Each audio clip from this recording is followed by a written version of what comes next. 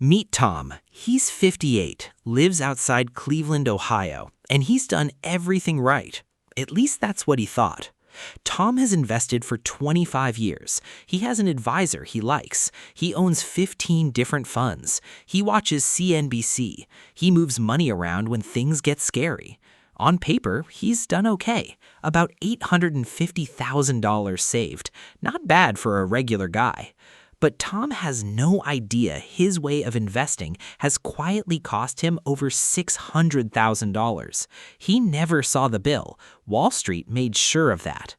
By the end of this video, you'll know the 3 ETFs Wall Street really hopes you never put together. 3 tickers, that's it. No advisor, no 15 funds, no CNBC. And the part most people miss is this. The data on how badly Wall Street is failing comes straight from Wall Street itself. They publish it. They just don't advertise it. Quick note, I'm not a financial advisor or government employee. Everything here is for educational purposes only. For your situation, always check with a qualified professional. Now, before the 3 ETFs, you need to see who's been picking your pocket. Once you see it, you can't unsee it. What Wall Street doesn't want you to see. Here's the first number. Let this one land. In 2025, 79% of active fund managers lost to a simple S&P 500 index fund. That's from a report called SPIVA, published by Standard & Poor's themselves. Over 15 years, more than 90% of these professional managers fail to beat the market. Over 20 years, it's about 92%. Think about that. The people Wall Street says are smarter than you, with the suits and the Manhattan offices, 9 out of 10 can't beat a fund that just buys everything and sits still. Here's the second number. A firm called Dalbar has tracked everyday investors for over 30 years. The average equity investor has now trailed the S&P 500 for 15 years in a row. Why? They panic. They sell during crashes. They buy hot tips. They jump in and out. Every move costs them. Here's the third number, and it's my favorite. Warren Buffett made a $1 million bet in 2008. He picked one simple S&P 500 index fund. A hedge fund firm picked 5 of the best funds money could buy. 10 years later, Buffett's boring index fund was up 125.8%. The fancy hedge funds, just 36.3%. Here's the myth. Wall Street earns its fees because the pros know more than you. Here's the truth. They trail the market 8 or 9 times out of 10, and you pay them either way. So if not them, then what? 3 tickers. The first owns almost every public company in America. ETF number 1, the foundation that owns America. The first ETF is the foundation, ticker symbol VTI, the Vanguard Total Stock Market ETF. When you buy one share of VTI, you don't own one company, you own a slice of 3,500 American companies with one click. Apple, Microsoft, Nvidia, Amazon, Google, yes, but also Costco, Visa, Johnson & Johnson, Berkshire Hathaway, and thousands of smaller companies, the mid-sized ones, the little ones that might be tomorrow's giants. Jack Bogle, the founder of Vanguard, said it best, "Don't look for the needle in the haystack, just buy the haystack." That's what VTI is, the whole haystack. Here's where Wall Street gets quiet. The fee on VTI is 0.03%, $3 per year on every $10,000 invested. The average active mutual fund charges 64 cents on every $100, 20 times more expensive for results that are usually worse. How has VTI actually done? Over the last 10 years, roughly 15% per year on average. That is unusually high. The honest long-term average is closer to 10% per year over 100 years of history. Either way, this is your foundation. For most people, 60 to 70% of the portfolio belongs here. If you ever forget which ETF to start with, the answer is VTI. But there's one ETF that has beaten it over the last decade, and Wall Street really doesn't want you holding it directly. That's next. ETF number 2, the growth engine they mark up. The second ETF is the growth engine, ticker symbol QQQM, the Invesco NASDAQ 100 ETF. This one holds the top 100 non-financial companies on the NASDAQ, almost all technology. Apple, Microsoft, Nvidia, Amazon, Google, Meta, Tesla, the companies driving the market for a decade. Since the original NASDAQ 100 ETF launched, this group has returned about 17% per year on average, higher than the overall market. It's why most active tech funds exist. They charge 1%, sometimes 2%, to give you these same 100 stocks. QQQM charges 0.15%, $15 on every $10,000. A fair warning, this ETF drops harder in bad years. In 2022, when the market fell about 20%, this tech-heavy basket fell over 30%. So this is not the foundation. This is the engine. My honest take, 10 to 20% of your portfolio is plenty here, enough to capture the growth without losing sleep in a rough tech year. One quick note, you may have heard of QQQ, same 100 stocks, but QQQM has a lower fee. It was built for long-term holders, not traders, so we pick the cheaper one. Drop a comment right now. Are you already retired or still building toward retirement? I want to know who's watching. I read every comment. Okay, VTI is the foundation, QQQM is the engine, but what about the years the market crashes 30%? That's where the third ETF quietly does its job. ETF number 3, the Quality Shield. The third ETF is the Quality Shield, ticker VIG, the Vanguard Dividend Appreciation ETF. Stop right here. This is not a high-yield dividend ETF. This is a dividend growth ETF. The difference matters.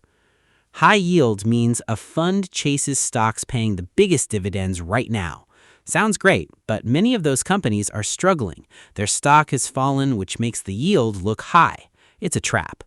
VIG does the opposite. It only buys companies that have raised their dividend for at least 10 years in a row. Johnson & Johnson, Microsoft, Costco, Walmart, Visa. Companies that grow their payout through every recession. Here's the proof. In 2022, when VTI dropped almost 20%, VIG dropped under 10%, half the damage. Wall Street wants you chasing 8% yields from struggling companies. VIG quietly buys the ones that just keep raising their dividend year after year. How much belongs here? Depends on your age. In your 20s, 10% is fine.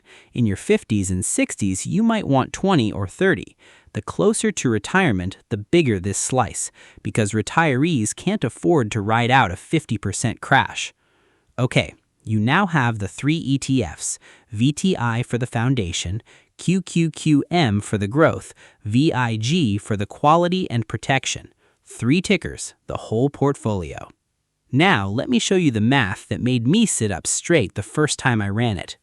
The $1 million math. Meet Tom's wife. Her name is Diane.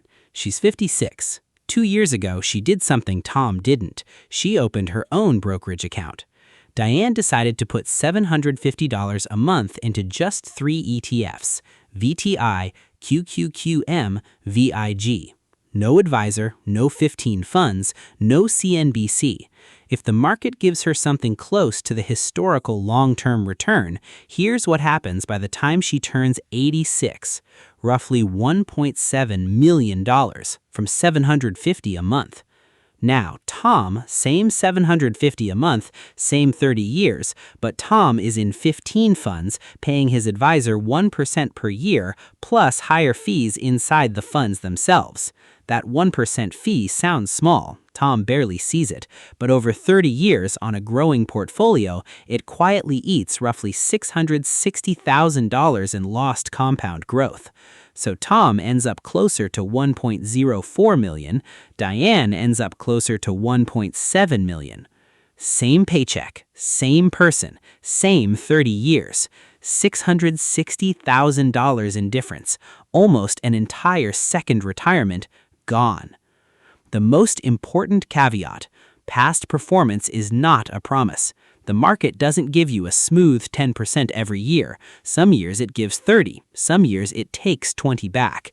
But over decades, history has rewarded the patient and punished the active.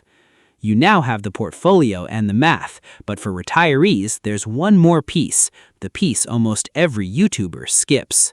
The bonus ETF and the tax cheat sheet.